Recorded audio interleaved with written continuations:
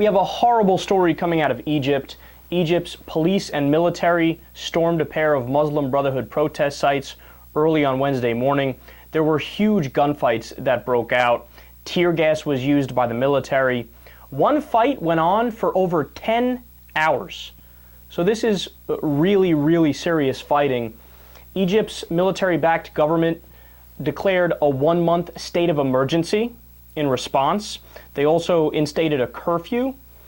About 100 people have been killed.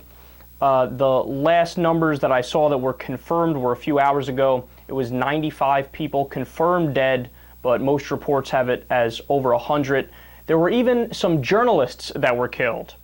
There was a CNN journalist who wasn't killed, at least as far as I know, but there was a video of him being around protesters, and then they started getting shot at.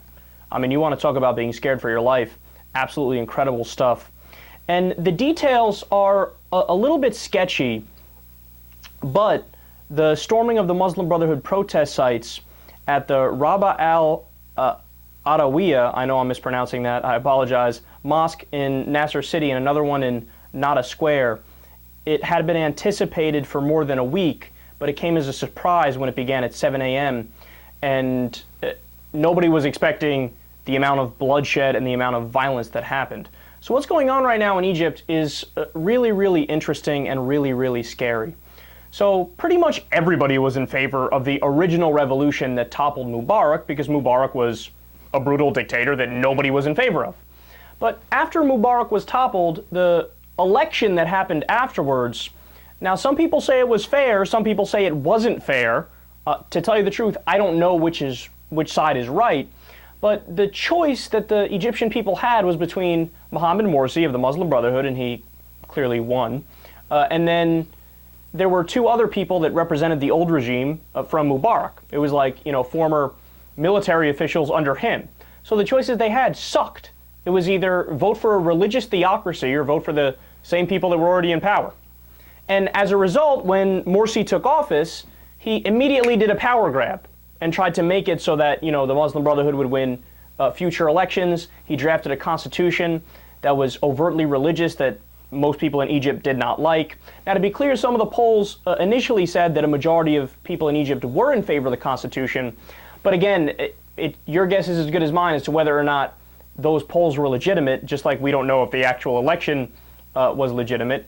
Because if that's true, then how could it be that the protests that happened in Tahrir Square and then the toppling of Morsi, I mean, there were millions of people. Some say it was actually the biggest protest in recorded history. So if the government is that popular, then how can that happen? It doesn't really add up. But see, now the interesting thing is this. So yes, the first revolution everybody was in favor of. All the Western civilized governments said, you know what, we recognize it as a legitimate overthrow of the government. But then when Morsi got overthrown, now it's up in the air. There's some governments that say we don't recognize this new government as legitimate. Now it's being ruled by the military, and eventually there will be another round of democratic elections, hopefully. But look, the first one, okay, revolution. Then the second one, I'm willing to give you a mulligan, right? And given the facts of and circumstances around it, I get it. You should have another election. But you can't act like you're acting right now. I mean, I'm on the side. I'm not in favor of the Muslim Brotherhood. I don't agree with the Muslim Brotherhood. Everybody knows that. But most reports have the overwhelming majority of people in the Muslim Brotherhood peacefully protesting, and then the military comes in and starts the trouble and starts throwing tear gas, and then all of a sudden the gunfights break out. Now, I'm not saying everybody on the Muslim Brotherhood side is innocent and is not doing violence. Of course, there are some people doing violence. But the reports show that it's the military who is largely being aggressors. Now, the problem is they have become the monster that they were trying to avoid in the first place.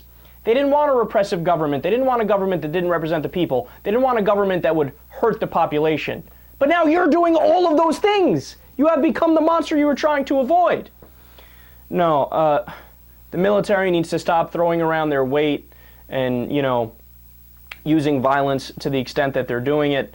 And the Muslim Brotherhood also, they should have the right to peacefully protest without fearing death or fearing attack. But overall, the whole situation really needs to de-escalate, and we all need to take a couple deep breaths, and hopefully they can get that next election to happen ASAP.